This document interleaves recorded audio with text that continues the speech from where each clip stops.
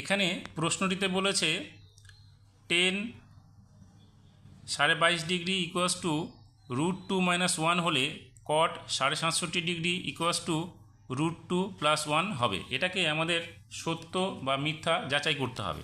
তাহলে আমরা কি করব, এই অংশটুকু নিয়ে নিচ্ছি। সেটা কি 10 22.5 ডিগ্রি ইকুয়ালস টু √2 - 1। এবার আমরা এই অংশটাকে চেঞ্জ করতে পারি। সেটা কি, আমরা 67 পূর্ণ 1/2 ডিগ্রি আকারে নিয়ে আসবো। তাহলে এখানে দেখো 22.5 ডিগ্রি মানে কত, 22.5। এখানে যদি আমরা 90 থেকে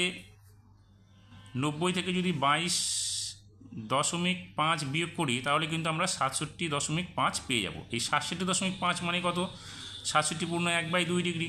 তাহলে আমরা কি করব, এখানে এটাকে লিখব, বা আমরা যদি এটাকে থিটা ধরি তাহলে টেন থিটার পরিবর্তে আমরা কি লিখতে পারি, cot 90 ডিগ্রি মাইনাস থিটা, অর্থাৎ cot 90 ডিগ্রি মাইনাস থিটা মানে হচ্ছে cot 10 থিটা। তাহলে এখানে আমরা লিখব cot,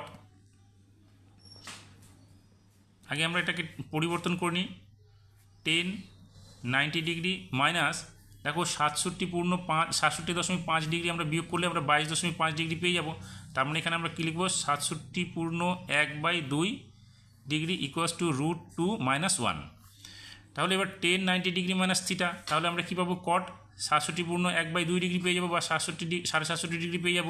তাহলে আমরা এখানে লিখতে পারি কট 67 পূর্ণ 1/2 ডিগ্রি ইকুয়ালস টু কী হচ্ছে, √2 - 1।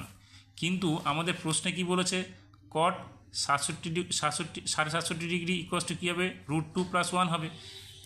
তাহলে আমরা কি দেখতে পাচ্ছি, এখানে আমরা মানটা কত পেলাম, √2 - 1, আর এখানে আছে √2 + 1। তার মানে বিবৃতিটি কী হচ্ছে, মিথ্যা হচ্ছে।